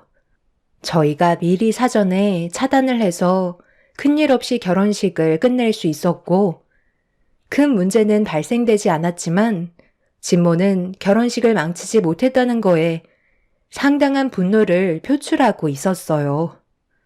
그날 이후 한동안 저희 앞에 나타나지 않았던 친모가 어느 날 아빠의 회사 앞에 나타났다는 전화를 엄마한테 받게 되었는데 알고 보니 친모의 아들이 아빠 회사에 면접을 보기로 일정이 잡혀 있었던 것 같았어요. 친모의 아들이라는 걸 전혀 알지 못한 상태에서 친모가 자기 아들한테 면접을 합격할 수 있을 거라며 격려를 해주고 있던 그 모습이 엄마의 눈에 들어왔던 거죠. 친모의 아들이라는 걸 알게 된 엄마는 면접은 힘들 것 같다는 말을 꺼내게 되면서 안 좋은 상황으로 흘러가게 되었다는 말을 들을 수 있었어요. 저는 회사에 사정을 얘기한 뒤 아빠의 회사로 급하게 찾아갔는데 그곳에 친모가 왜 안 되냐며 소리를 지르고 있었어요. 왜 안 된다는 거야? 내 아들 성팔이가 여기에 면접을 보기로 했는데 왜 들어갈 수 없는 거냐고. 부족한 거 하나 없는데 면접은 보게 해줘야 할 거 아니야? 당연한 거잖아요. 그쪽이 저희 집안에 어떤 짓을 벌였는지 충분히 겪었는데 그쪽 아드님을 저희 남편 회사에서 일을 하게 만들라고요? 그럼 제 딸과 계속해서 엮이게 될 테고 안 좋은 일들이 겹칠 텐데 그걸 감수하면서까지 면접을 볼 수 있게 할 수는 없죠. 면접관이 누군 줄 아세요? 저희 남편이라고요. 회사의 유능한 인재를 뽑기 위해 저희 면접만큼은 저희 남편이 직접적으로 나서는데 그쪽 아드님이 아무리 유능한 인재라 해도 제 딸에게 했던 행동들에 대해 문제가 많았기 때문에 제가 미리 차단을 하는 겁니다. 저희 남편도 그쪽 아드님과의 면접은 취소했어요. 그러니 이제 두 분은 돌아가 주세요. 내 아들 김성팔이가 얼마나 머리가 똑똑하고 유능한 인재인데 그걸 나랑 엮는 건 잘못된 거지. 내 아들이 이 회사에 들어가려고 얼마나 많은 노력과 준비를 했는지 알아? 내가 그동안 쏟아부은 시간이 얼마인데 당장 면접 보게 해주고 내일부터 일을 할 수 있게 만들어줘. 그렇게 하지 않으면 혜인이 인생 평생 동안 못 살게 굴 거야. 내가 받은 만큼 전부 다 되돌려 줄 거라고. 가진 것도 많은 것들이 내 아들이 먹고 살 정도 해달라는 건데 그게 잘못됐어? 처음부터 접근하는 방식이 잘못됐잖아요. 그쪽 아들 결혼한다고 10억을 갈취하려고 했으면서 어떻게 좋은 관계로 발전해 나갈 수 있다고 생각하는 거죠? 엄마, 이게 다 무슨 말이야? 그럼 내가 이 회사에 들어가지 못하는 게 전부 엄마가 한 행동 때문에 이렇게 됐다는 거야? 아니 어떻게 내 인생을 무너뜨릴 수 있어? 돈 벌고 있다면서 다른 사람의 돈을 빼앗으려 했던 거야? 이 회사에 합격만 하면 결혼하는 건 그게 문제가 없었던 거였다고. 진모는 자기 아들이 화를 내며 진모한테 원망을 하자 아빠의 회사에서 일을 할 수 있게 해달라며 갑자기 무릎을 꿇었어요. 자기 아들의 인생은 망치지 말아달라며 친모와는 별개로 생각해달라고 했지만 아빠는 친모의 아들과의 면접을 거절한 상태셨습니다. 친모도 아들이 면접 보는 회사가 저희 아빠 회사인 줄은 전혀 모르고 있었는지 땅을 치며 눈물을 쏟아냈고 친모의 아들은 그런 엄마가 너무 창피하고 한심스럽다면서 그 자리에서 주저앉아 눈물을 쏟아내고 있었습니다. 자기가 사랑하는 여자와의 결혼도 물거품이 되어버렸다며 자기 엄마의 옷깃을 잡으며 흔들어대고 있었어요. 진모는 자기 아들한테 미안하다고 알아서 다 해결하겠다고 했지만 친모의 아들은 결혼을 올리지 못하면 절대 얼굴을 안 보겠다며 친모를 뿌리치고 그 자리를 벗어나 버렸습니다. 친모는 아들을 위해 돈을 마련하려던 것뿐이라며 저에게 처음으로 미안하다는 말을 건네셨어요. 하지만 저는 30년 만에 나타난 친모한테 너무 큰 실망을 해서 더 이상 아무 말도 하지 않고 충격을 받아 비틀거리는 엄마를 모시고 회사 안으로 들어갔어요. 건물 위에서 모든 걸 지켜보신 아빠는 그 사람들의 인생과 저희가 함께 섞이는 건 좋지 않을 것 같다고 판단해서 내린 결정이라며 가족을 지키기 위해 그 사람들을 내친 거라고 말씀하셨죠. 친모의 아들은 자기 엄마에 대한 실망 때문인지 집에서 한 발자국도 나오지 않고 얼굴조차 보여주지 않자 친모는 자기 아들에게 용서를 받기 위해 애를 쓰고 있다는 소식을 들었습니다. 식당 일하며 벌어오는 돈으로 생활을 유지하고 있다가 친모의 아들과 결혼을 약속했던 여자분이 다른 남자와 결혼을 계획했다는 소식을 접하게 되면서 그 분노가 전부 친모에게로 돌아가게 되었고 친모에게 손까지 올렸다는 충격적인 상황을 듣고 말았습니다. 인생을 막 살기로 한 친모의 아들은 술에 쩔어 폐인처럼 살고 있다곤 하지만 그런 삶이 참 안타깝기만 합니다. 30년 전에 저를 버렸으면 떵떵거리고 잘 살면 될 것을 저보다 못한 인생을 살고 있는 친모를 보니 뿌린 대로 거둔다는 걸 확실히 느낄 수 있었죠. 술 중독에 손버릇까지 안 좋은 아들을 데리고 사는 친모는 왜 그런 삶을 택했을까요? 그런 아들이 저희 아빠 회사에 들어와서 일을 했었다면 그것도 문제가 많았을 것 같네요. 지금까지 일자리 하나 제대로 구하지 못한 건 다 이유가 있었던 거였고 그런 아들 평생 먹여 살릴 생각하면 눈앞이 캄캄할 것 같습니다. 뭐든 자기가 뿌린 대로 걷어들이는 거니 어쩌겠어요. 저는 좋은 부모님과 멋진 남편을 만나 행복하게 살아가고 있지만 친모는 저를 버린 대가를 받고 있는 중입니다. 어제 저녁에 모르는 번호로 전화가 오길래 받아봤는데 제가 누구시냐는 말 한마디 꺼내자 흐느끼며 눈물을 흘리시는 목소리가 들려왔어요. 제가 친모의 전화를 받지 않자 다른 번호로 전화를 한 거였죠. 자기의 인생을 한탄하며 돈 좀 달라며 애언을 하셨습니다. 아들놈이 돈을 구해오지 않으면 또다시 손을 올릴지도 모른다면서 도와달라며 사정을 하시더군요. 하지만 저는 친모의 말을 더 이상 듣지 않고 전화를 끊어 버렸습니다. 버릴 땐 언제고 이제 와서 낳아준 엄마라는 이유 하나만으로 찾아와 돈을 요구한다는 게 너무 화가 치밀어 올랐어요.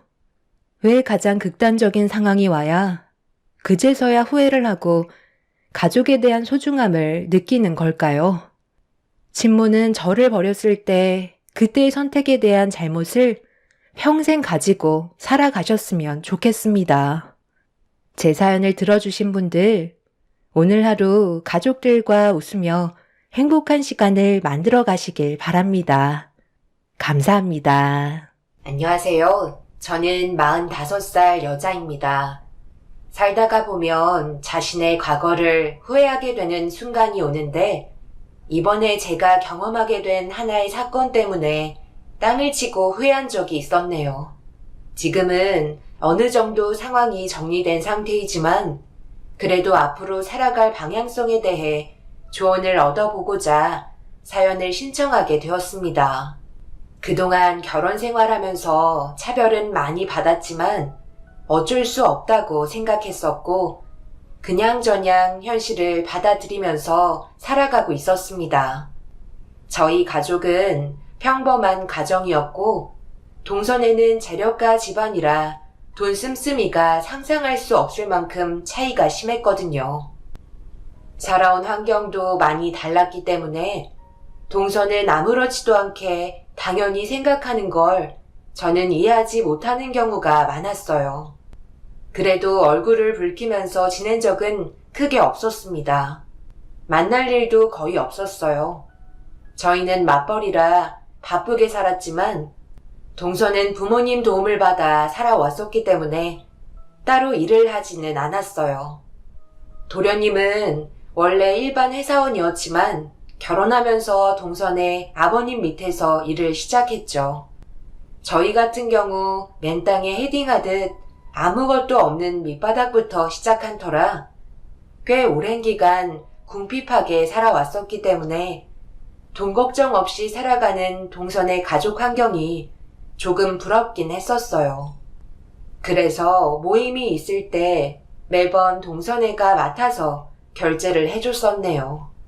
매번 도움을 받는 것도 미안해서 저도 몇 번이나 결제를 하려 했었지만 동선은 제가 지갑 꺼내는 걸 원하지 않았어요. 그리고 얼굴을 볼 때마다 제 딸에게 구경하기도 힘든 비싼 장난감을 항상 선물을 해줬었죠. 동서와의 관계는 나쁘지 않았지만 그 사이에 항상 시어머니가 계셨고 조금이라도 제가 도움받는 걸 극도로 싫어하셨습니다. 그래서 모임이 있을 때마다 함께 모이는 걸 원하지 않았어요. 그래도 마음 착한 동서 때문에 억지로 나가기는 했지만 매번 그 끝은 상처받고 돌아오기만 했었죠. 그런데 지렁이도 밟으면 꿈틀거린다고 계속되는 차별에 저 또한 참기 힘들었는지 시모에게 불만을 털어놓게 되었고 순식간에 분위기는 무거워지기 시작했어요. 얼굴 뵐 때마다 참는 것도 한계가 느껴졌었거든요. 어머님, 저는 이런 삶을 살고 싶었겠어요? 주어진 환경에 최선을 다해서 살아가고 있는데 왜 매번 모임 있을 때마다 저를 깎아내리시는 말만 하시는지 이해를 못하겠어요. 그동안 쌓인 스트레스를 저한테 푸시는 건가요? 이랑 악착같이 벌어먹고 살고 있는 거 뻔히 아시잖아요. 이런 식의 모임 저는 원한 적 한 번도 없으니까 2번 다시는 참석하지 않을게요. 네가 뭔데 그런 걸 결정하는 거니? 이제는 간이 배 밖으로 나왔지? 어른이 얘기하면 고개 숙이면 될 것을 어디서 고개 쳐들고 시애미한테 대들어? 빨리 자리에 앉지 못해? 왜 나한테 화를 내는 거야? 너희 부모를 원망해야 되는 거 아니니? 엄마, 말씀이 좀 심하신 것 같으신데 그만하시죠. 유미한테 뭐라고 하는 건 저보고 들으라고 하시는 말이에요. 솔직히 경식이가 재수씨 잘 만나서 인생 핀 거지. 쟤는 뭐 볼 거 있었어요? 그렇다고 우리 집은 잘 살았나요? 똑같이 보잘것없는 집안에 재수씨가 들어와서 형편이 좋아진 건데 왜 나현 엄마한테 뭐라고 하시는지 이해를 할 수가 없네요. 그냥 꼴 보기 싫어서 그런 거죠? 저희는 여기까지만 할게요. 자주 만나는 것도 아니고 서로 힘들게 시간 맞춰서 어쩌다가 모이는 건데 사람 난처하게 꼭 이렇게까지 해야 되는 거세요? 엄마가 그런 행동을 보이시는 건 제 얼굴에 침 뱉는 거 모르세요? 남편은 더는 참을 수 없었는지 자리를 박차고 일어나 저와 딸을 데리고 집으로 돌아왔습니다. 시모는 남편에게 계속해서 전화를 걸었지만 지긋지긋하다며 핸드폰 전원을 꺼버렸고 그날 이후 2번 다시 모임은 참석하지 않았습니다. 남편은 저에게 미안하다며 시모 때문에 괴로워하는 모습이 안타까웠어요. 그런데 한동안 연락이 없으셨던 시모가 회사에서 일을 하고 있는 도중에 전화가 걸려왔어요. 당연히 목소리조차 듣고 싶지 않아 받지 않았는데 충격적이게도 회사에 찾아오셨네요.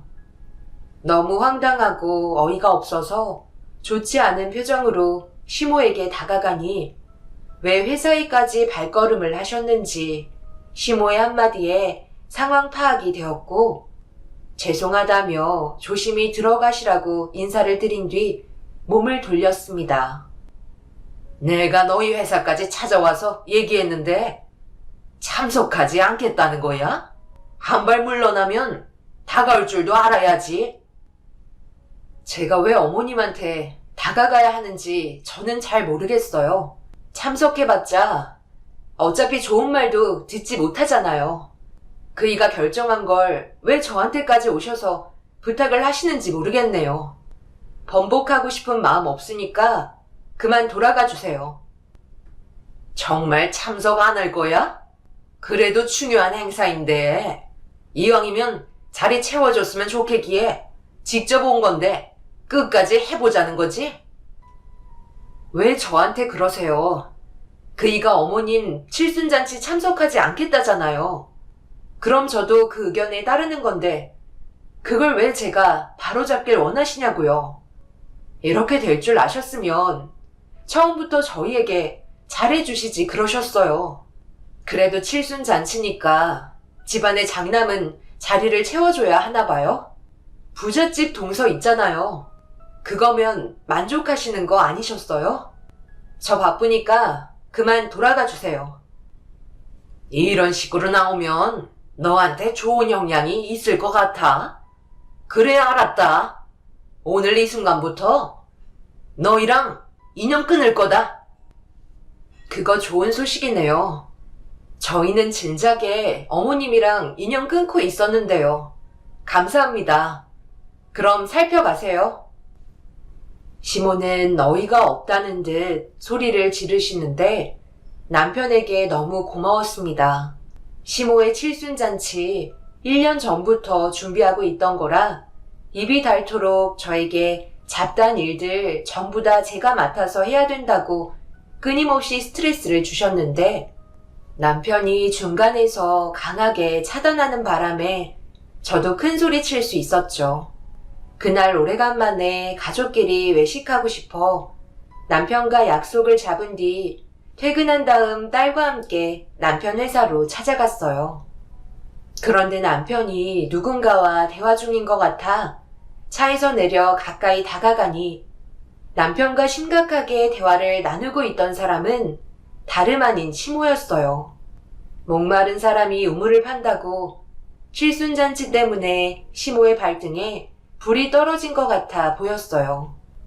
도대체 무슨 말을 남편에게 하시는지 듣고 싶어 조심스럽게 다가가 건물 모서리에서 대화를 듣고 있는데 화가 치밀어 오를 만큼 시모가 꺼낸 말은 더 이상 저를 참지 못하게 만들었어요. 태식이 너 계속 이런 식으로 나올 거야? 그냥 몸만 참석하라니까. 그게 그렇게 힘들어? 전에 있었던 일은 내가 미안했다고 말했잖아. 제가 그동안 엄마가 나연 엄마한테 했던 행동들을 봤을 때 절대 그냥 넘어가지 않을 거예요. 분명 칠순잔치 하는 날 또 다른 일이 생기겠죠. 엄마가 지금 무슨 생각으로 이렇게까지 하시는지 모르겠지만 경식이랑 재수씨 있잖아요. 굳이 저희가 자리 채워서 무슨 의미가 있겠어요? 아쉬울 때만 찾아오시지 마시고 평소에 나연 엄마한테 잘 좀 하셨으면 이런 상황까지 왔겠어요? 왜 하나만 알고 둘은 모르시는지 이해를 할 수가 없네요. 저도 그동안 엄마한테 많은 실망을 해서 그런지 몰라도 제 마음은 변하지 않을 것 같아요. 그리고 이런 일도 그 사람 회사까지 찾아가면 어떡해요. 오로지 상대방의 기분은 생각하지 않으시고 엄마 하고 싶은 대로 움직이고 계시잖아요. 엄마한테 받는 실망은 끝이 없는 것 같네요. 그래, 내가 아쉬워서 찾아왔다. 칠순잔치 때 편하게 일 시켜 먹을 사람 없으니까 참석하라고 한 건데 그게 뭐 잘못됐니? 나연애미가 몸으로 하는 일은 기똥차게 잘하잖아. 그래서 수발 좀 들어줬으면 하는 바람에 회사까지 찾아간 건데 나를 아주 물먹이던데. 그 자리에서 머리채 잡고 싶은 거 꾹 참고 다시 너한테 왔는데 이럴 줄 알았으면 그냥 그 자리에서 머리채 잡고 패대기를 칠 걸 그랬다. 이번 일로 마음 좀 풀어보려 했는데 너희들이 망친 거니 후회하지 말거라. 어머님, 그런 거셨어요? 칠순잔치 때 자리만 채워달라고 하신 게 아니라 수발 들어줄 사람이 필요했던 거네요. 차라리 동서한테 일할 수 있는 사람 좀 많이 붙여달라고 하시지 그러셨어요. 그건 또 눈치 보이셔서 말도 못하셨나 봐요. 그동안 저희가 연락 끊고 있었으면 어느 정도는 상태의 심각성을 인지하셔야 되는 거 아닌가요? 그만 돌아가 주세요. 더 이상 이런 문제로 시간 잡아먹고 싶지 않네요. 오늘 저희 가족 오래간만에 좋은 데 가서 외식할 거거든요. 그럼 살펴가세요. 저는 시모가 보는 앞에서 남편의 손을 잡고 등을 돌려 차에 올라탔어요. 끝까지 저를 바라보셨던 시모의 눈빛은 분노가 가득하셨지만 더 이상 신경 쓰지 않았습니다. 그날 이후 단 한 번도 시모에게는 연락 한 통 없었고 칠순잔치는 저희 없이 진행이 되었네요. 동서한테 전화가 왔지만 저희 사정을 설명한 뒤에 동서만 참석하기로 결정을 내렸습니다. 시모도 그때 당시 저희가 매몰차게 등을 돌린 모습을 보고 충격이 상당하셨는지 더 이상 인연을 만들지 않으실 거라 생각했었는데 동서가 찾아오면서 또 다른 문제점이 시작되었고 결국 시모와 얼굴을 마주하게 되는 날이 찾아오고 말았습니다. 그동안 잘 지내셨어요? 제가 형님께 연락드렸던 건 어느 정도 예상하셨겠지만 어머님 때문에 저도 난감한 상황이라 일단 도움은 받아야 할 것 같아 어쩔 수 없이 연락을 드렸어요. 최근 들어 계속해서 술을 끊임없이 드시길래 이유를 여쭤보니까 곧 명절이 다가오잖아요. 그런데 형님이랑 아주버님께서 연락도 안 하시고 아예 인연 끊은 것처럼 행동을 하시니까 정신적으로 꽤 많이 힘드셨나 봐요. 어떻게 해야 할지 모르겠더라고요. 제일 좋은 방법은 형님이랑 아주버님이 들어오시는 건데요. 그렇게 하고 싶은 마음은 없으시잖아요. 그런데 저도 어머님께서 계속 저런 모습을 보이시니까 지금 많이 지쳐있는 상태거든요. 동서 마음은 충분히 이해하지만 또다시 들어가면 달라지는 건 전혀 없어. 이번에 어머님 칠순 때 왜 참석 안 했는지 얘기해 줬었잖아. 어머님은 나를 부려먹을 생각만 하고 계시더라고.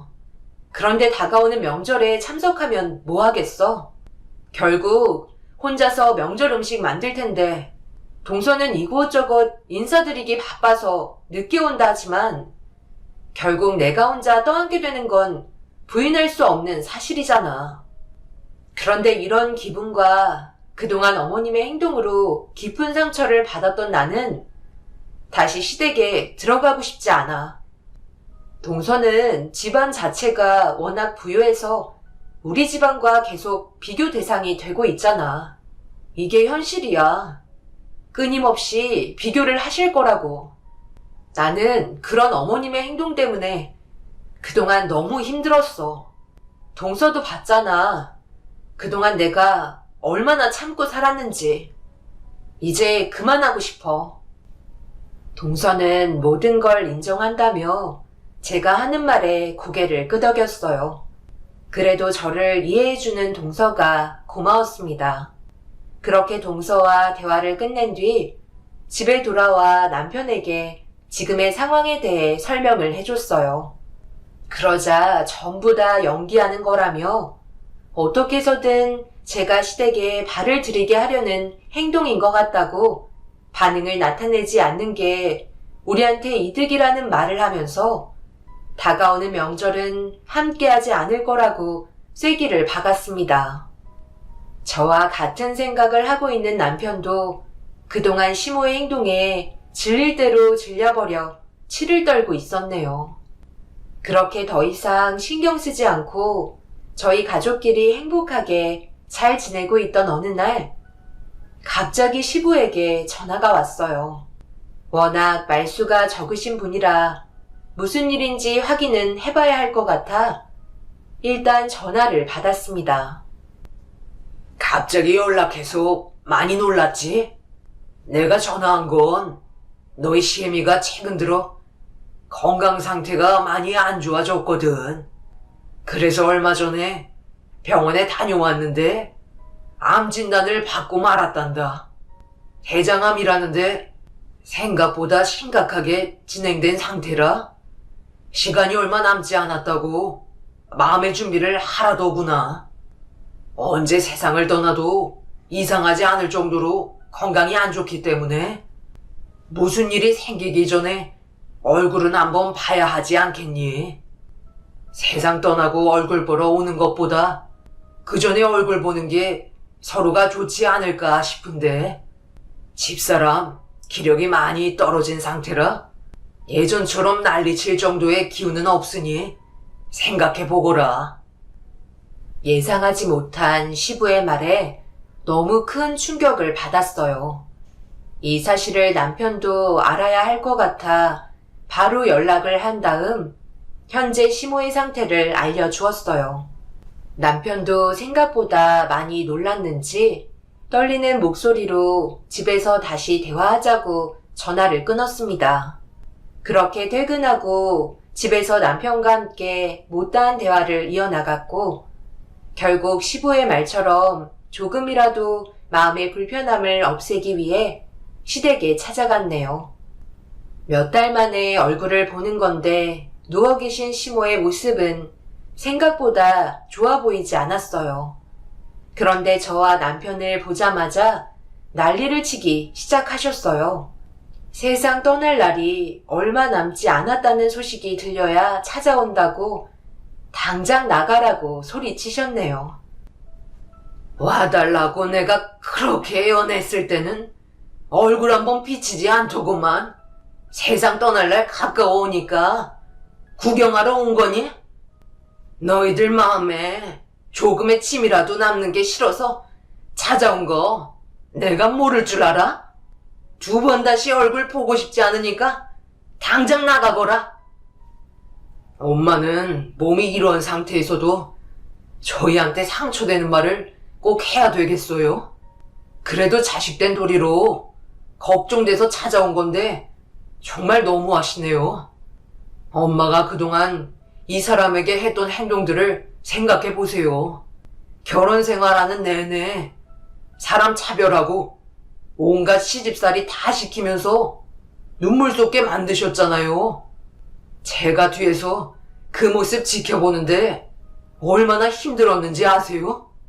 그래도 최선을 다해보겠다며 엄마한테 사랑받고 싶어서 끊임없이 노력했는데 결국 엄마는 이 사람의 마음을 보는 게 아니라 집안 재력으로 차별하셨잖아요. 제발 그만 좀 하세요. 얼마 남지 않은 시간에 이런 식으로 분위기 만들고 떠나시면 마음 편하세요? 병원에서 가망도 없다면서요. 대장암이 늦게 발견돼서 주변 정리하라는 말까지 나왔는데 이런 식으로 아들에게 상처 주고 이 사람에게 모진 말들 늘어놓으시면 속이 후련하세요? 저희가 잘못 온 것 같네요. 그냥 장례식장 때 올 걸 그랬나 봐요. 눈 감으실 때까지 더 이상 이제 발걸음 안 할게요. 남편은 시모가 누워 계신 방에서 나왔고 저도 그 뒤를 따랐습니다. 그런데 화가 머리끝까지 올라오신 시모가 갑자기 뒤에서 제 머리채를 잡더니 좌우로 흔드시며 이렇게 된 게 전부 제 탓이라고 분노하셨습니다. 갑작스럽게 벌어진 돌발 상황이라 남편과 시부가 저와 시모의 사이를 떼어내려 안간힘을 썼지만 남아있던 기력을 전부 쏟아내셨는지 제 머리를 잡은 손을 절대 놓아주지 않으셨어요. 그 사이 동선회가 시댁에 도착했고 난리가 난 집안을 확인하자마자 급하게 달려와 온 가족이 달려붙어 겨우 시모와 저를 떼어놨습니다. 만신창이가 되어버린 상태에서 결국 그동안 참아왔던 시모에 대한 서러운 마음이 눈물로 터지고 말았습니다. 시모는 거친 숨을 내쉬면서 저를 잡아먹을 듯이 달려들려고 저를 막아선 남편을 시모가 밀치려 하자 결국 보다 못한 시부가 시모의 뺨에 손을 올려 붙였습니다. 순식간에 집안에 정적이 흘렀고 시부는 언성을 높이시며 화를 내셨네요. 제발 그만 좀 하면 안 돼? 당신이 하는 행동은 우리 집안을 욕먹이는 거라고. 그동안 신보가 고약했으니 이런 벌을 받게 된 거라고. 온 가족이 전부 등을 돌려야 그때 돼서 후회하겠어? 지금 이 기분으론 나도 당신 얼굴 보고 싶지 않네. 장례식? 뭐 잘한 짓을 했다고 그런 걸 해줘? 결국 세상 떠나면 한 줌의 채밖에 안 되는데 이 상태로 누가 납골당에 찾아가겠소? 그럴 바엔 그냥 공동 화장터에 털어버리고 말지. 이런 상황까지 오는 걸 원하고 있는 거야? 정신 좀 차려. 나이 먹고 애만도 못한 행동하지 말고. 시부는 시모의 뺨에 손을 올렸던 발을 떨고 계셨어요. 언제나 한결같이 침묵을 유지하며 조용하셨던 시부가 처음으로 분노하시는 모습을 보여주셨고 온 가족이 그런 모습을 단 한 번도 본 적이 없었는데 시부의 분노한 눈빛에선 슬픔의 눈물이 흐르고 있었습니다. 그런데 그 순간 경악할 만한 충격적인 상황이 벌어지고 말았어요. 시모가 애지중지하며 아끼던 안락 의자에 제 딸 나연이가 앉아 있었는데 그 모습을 보게 된 시모는 나연이한테 다가가 당장 내려오라며 뺨을 내리쳤고 너무 순식간에 일어난 일이라 그 모습을 보고 비명을 지르며 울고 있는 제 딸을 안고 시모를 피해 남편 옆으로 달려왔어요. 예전에 동서가 선물해줬던 안락 의자였는데 금액대가 2천만 원이 넘는 비싼 의자라 시모는 아무도 앉지 못하게 했었어요. 그래도 그렇지 어떻게 제 딸이 앉았다고 뺨에 손을 올렸다는 건 절대 용서할 수 없는 잘못된 행동이었어요. 모두가 경악을 했고 남편은 이성을 잃어버려 시모가 보는 앞에서 안락 의자를 두동강 내버렸습니다. 결국 제일 아끼던 의자가 망가지자 시모는 충격을 받으셨는지 쓰러지셨고 그제서야 상황은 마무리가 되었네요. 시부는 시모가 이렇게까지 나올 줄 몰랐다며 괜히 오라고 해서 상처만 남겨준 것 같아 미안하다고 고개를 숙이셨어요. 하지만 제 입에서 괜찮다는 말은 나올 수 없었네요. 저희는 집으로 돌아와서도 시댁에 있었던 충격적인 상황들이 진정되지 않아 정신적으로 많이 힘든 상태였죠. 저는 이대로 시모를 그냥 눈 감게 할 수는 없어 계획을 하게 되었고 일주일 뒤 다시 남편과 시댁을 찾아갔어요.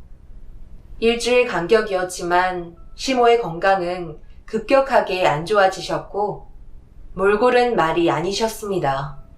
병원에서 의사가 3개월을 넘기지 못하실 것 같다고 진단을 내렸던 만큼 시모는 저희가 왔는데도 쳐다만 볼 뿐 일어나지도 못하셨는데 아직까지 이분 살아계셨는지 저희를 바라보며 막말을 퍼부으셨네요. 시부는 저희에게 스트레스가 제일 안 좋은데 시모는 자신이 가지고 있었던 개인 재산이 저희한테 올까봐 불안해한다며 매일 괴로워하고 있다는 말에 한숨만 나왔네요. 저는 시모께 단둘이 드릴 말씀이 있다며 시부와 남편에게 자리 좀 비켜주시길 부탁드렸고 제 가방에 있는 은박 봉투를 시모에게 건네드렸습니다. 왜 또 온 거야? 내가 언제 숨 넘어가나? 보고 싶어서 찾아온 거니? 그동안 내가 모아두었던 재산을 너희한테 줄 것 같아? 저는 그런 거 바라지도 않았고 생각해 본 적도 없어요. 어머님은 신경 쓸 게 참 많으셔서 눈도 못 감으시겠어요. 제가 그렇게 한가한 사람인 줄 아세요? 볼 일이 있으니까 잠시 들린 것뿐이에요. 어머님께서 그동안 저를 어떻게 하면 괴롭히고 상처 주실지 고민 많이 하셨을 텐데 그것도 머리 쓰는 일이잖아요. 저 때문에 고생 많으셨으니 가시는 길 뭐라도 해드리고 싶어서 제가 작은 선물 하나 준비했어요. 한번 뜯어보세요. 별거 아니지만 그래도 마음에 드시는 걸로 선택하시는 게 좋지 않으시겠어요? 여러 가지로 준비했으니 신중하게 결정하세요. 제가 준비한 선물에 감동 받으셨어요? 이게 뭐야? 지금 나보고 이걸 선택하라는 거야? 너 제정신이니? 그동안 나한테 당했던 복수하는 거냐? 복수라뇨. 저는 그런 적급한 단어 입 밖에 꺼내지 않아요. 샘플로 필름 준비한 건데 마음에 드세요? 하나는 어머님 웃고 계신 얼굴이고 또 하나는 어머님 정색하고 계시는 모습인데 고르기 힘드세요? 저는 개인적으로 어머님께서 웃는 모습은 그동안 본 적이 없어서 좀 어색하신 것 같고 정색하는 얼굴을 영정사진으로 결정하면 좋을 것 같은데 괜찮으시죠? 어머님 선물 좋아하시잖아요. 그래도 영정사진으로 꽤 유명하고 비싼 곳에서 주문 제작한 거예요. 이 정도는 감격해서 눈물 정도는 흘려주셔야 하는 거 아닌가요?